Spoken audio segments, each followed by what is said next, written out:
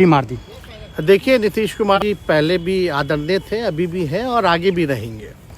और हम लोगों का तो मुद्दा था कि रोज़गार मिले, नौकरियां मिले, निवेश बिहार में आए, बिहार का विकास हो, ये हम लोगों का मुद्दा रहा है। और आप लोग सब लोग जान रहे हैं कि आज हमने सुना है कि क्रेडिट लेने की बात उन्होंने कही है, तो कोई क्रेडिट क्यों ना ले। हमारे 79 विधायक हैं और उनके जो विधायक हैं वो 45 हैं, मंत्री हमारा है, विभाग हमारा है, तो हम क्रेडिट क्यों ना लें।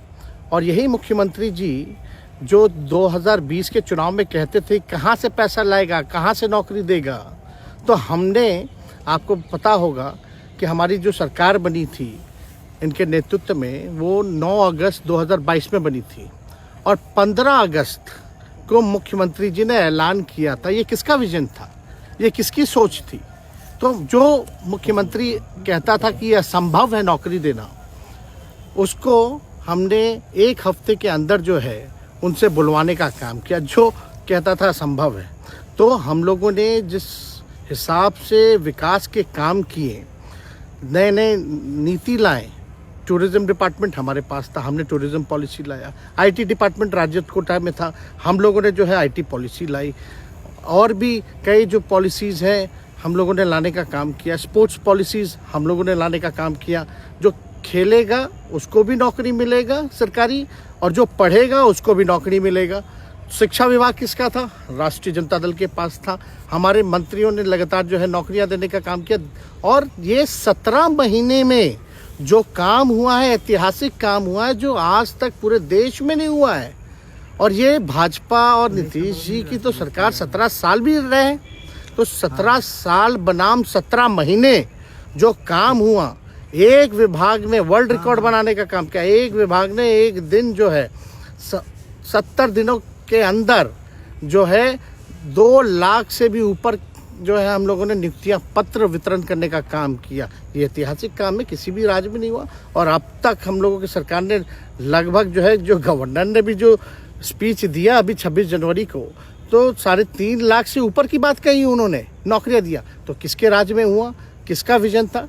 तो कहीं ना कहीं से जो लोग कहते थे कि इनके लोग काम नहीं करते थे, हम लोगों ने तो इतना इनसे करवाया जिनका कोई विजन नहीं था, जो थक गए थे, थके हुए मुख्यमंत्री थे, उनको हम लोगों ने इतना काम करवाया।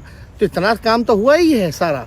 और आप लोग सब लोग जानते हैं कि जो भी बातें ये कह रहे हैं इनको खुद भी नहीं पता। हालांकि हम कोई व्यक्तिगत टिप्पणी नहीं करना चाहते हैं और हम इतना अपने लोगों को आश्वस्त करते हैं कि ना हम में गुस्सा है, ना हम में नाराज़गी है। हम बड़े संयम रूप से हम लोगों ने गठबंधन धर्म का जो है पालन किया है और उसी हिसाब से हम लोग आगे जनता के बीच अपनी बातों को रखेंगे।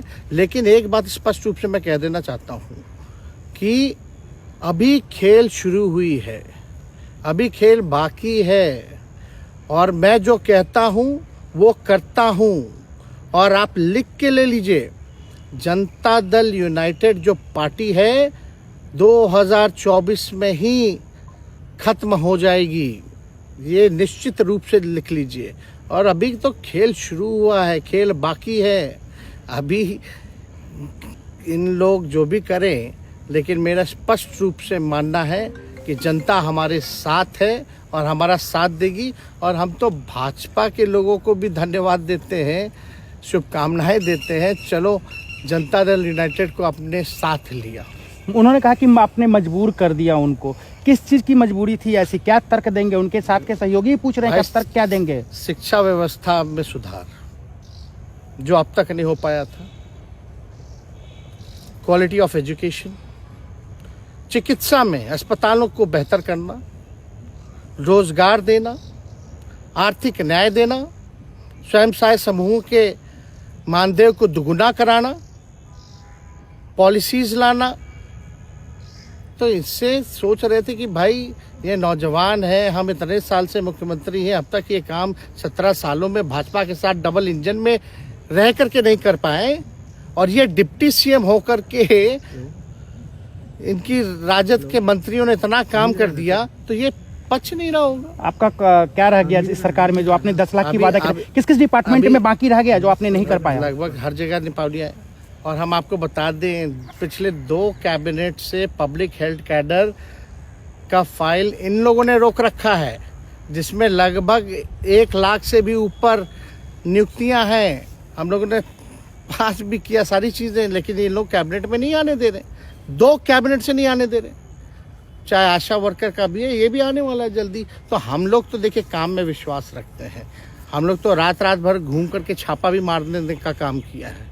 कहीं कमी हो तो उसको दुरुस्त करने का काम किया है, ईमानदारी से काम किया, धर्म निभाया। लेकिन अभी तो खेला बाकी है। आज भले ही लोग ओथ ले लें, लेकिन कितना दिन ये लोग रहेंगे, इनको कुछ नहीं। जनता के बीच में आप क्या कह कर जाएंगे, क्योंकि आपने बड़ा सही, आपने जैसा ने कहा कि संयम बरते, आपके तरफ से अभी तक कुछ नहीं कहा गया, सरकार गिर गई, तो अब आप क्या कहेंगे, क्योंकि लोग तो आपसे उम्मीद लगाए रखे थे। सरकार हम लोगों ने बड़े उम्मीदों के साथ बनाया था, और किस उद्देश्य के साथ बनाया था वो नीतीश कुमार जी ने आपको उस समय बताने का भी काम किया। ये गए हैं, इन्होंने इसकी हत्या की है, तो जनता इसका जवाब देगी। सम्राट चौधरी सर पे मुरेठा बांध के घूम रहे थे कि इनको अब देखिए इस पे क्या टिप्पणी, पुरानी बातें नहीं, काम की बात होनी चाहिए। कौन क्या कहता था, ये क्या हुआ नहीं हुआ, अब ये तो सारा इतिहास है।